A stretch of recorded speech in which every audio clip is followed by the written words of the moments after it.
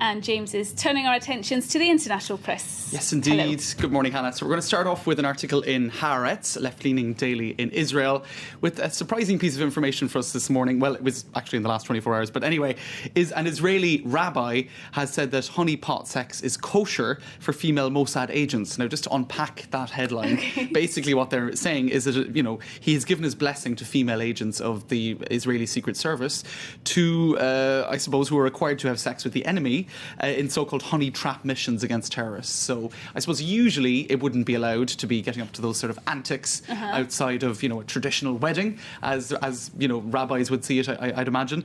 But there's a special dispensation for this, for when it comes to national security. And this was written in a study called Illicit Sex for the Sake of National Security for the Tzomah Institute, which looks at the interface between religion and modernity. Who knew it was such a big issue? Well, there you go. And apparently it goes back to biblical times, according to this rabbi, because Queen Esther slept with the Persian king Xerxes, I'm not sure if that's pronounced correctly, around 500 BC to save her people. So if she did it, then the modern day spy can do it as well. Okay.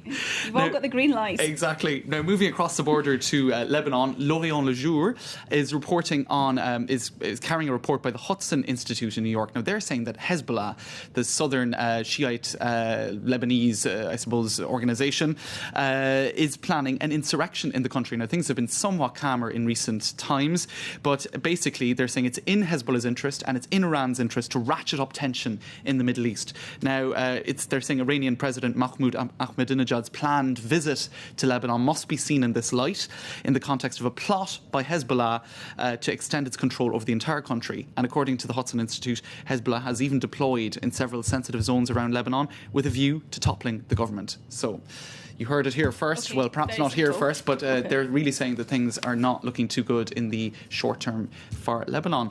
Now, moving on to a completely different story, much less serious, the Hindustan Times. They're looking at cracking the coconut conundrum.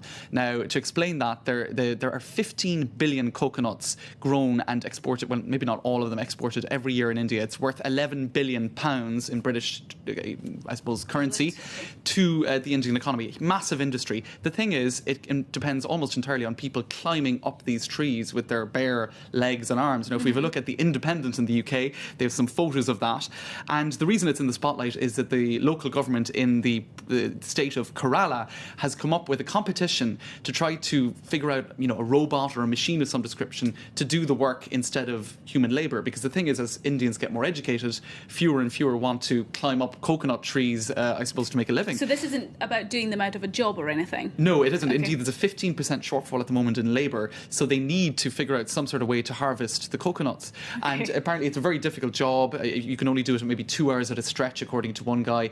You get awful pains and aches on your tendons. Why don't they just get a ladder? Well, I don't know. I suppose maybe they're too high? I think it's too high. And so what they're trying to devise now is various plans, whether it be a rope and a levy or a sort of a robot that'll climb up the tree and cut it down. 450 different entrants for this competition. And the prize is 1 million rupees, which isn't maybe quite as much as it sounds. It's about 16,000 euros. So, and it's not bad, though. Not bad at all. And indeed, the son of one of a lot of family members of people who've done this job for years and years have tried to come up with ideas themselves. So that's a 2-day competition starting today. So there you go. And we'll move on to The Guardian. Sights unseen, exotic animals discovered. Now, this is mainly for the photos I've taken this particular piece. This is 4 out of many different new animals that have been discovered by Conservation International, an NGO. So starting in the top left corner there, you've got a tube-nosed fruit bat. And believe it or not, that's from Papua New Guinea. And on the bottom right, you've got another tube-nosed fruit bat. Ooh, so and they look apparently so different. They look completely different. And the one on the bottom right is from Vietnam. And up on the top right, you've got a pink-eyed caudicea, also from Papua New Guinea. And on the bottom left, a large, bright green frog. So I just said, striking photos worth taking perhaps for the press review. So do you have time for one last article? I'm not sure. Okay, well, also in The Guardian, there was an interesting report from Guangzhou, which is a southern Chinese city. Now, it's perhaps not known, but there are hundreds of thousands of African immigrants drawn to the south of China every year. A lot of them go there because they can't get visas for Europe, and it's an increasing destination for African immigrants, in particular from Nigeria. And so a lot of them end up here. But since the Olympics, actually, there's been a big crackdown on immigration in this zone. Visas were renewed very easily, short-term visas. That's no longer the case. And many of these Nigerians and Africans are complaining about very bad treatment from the authorities.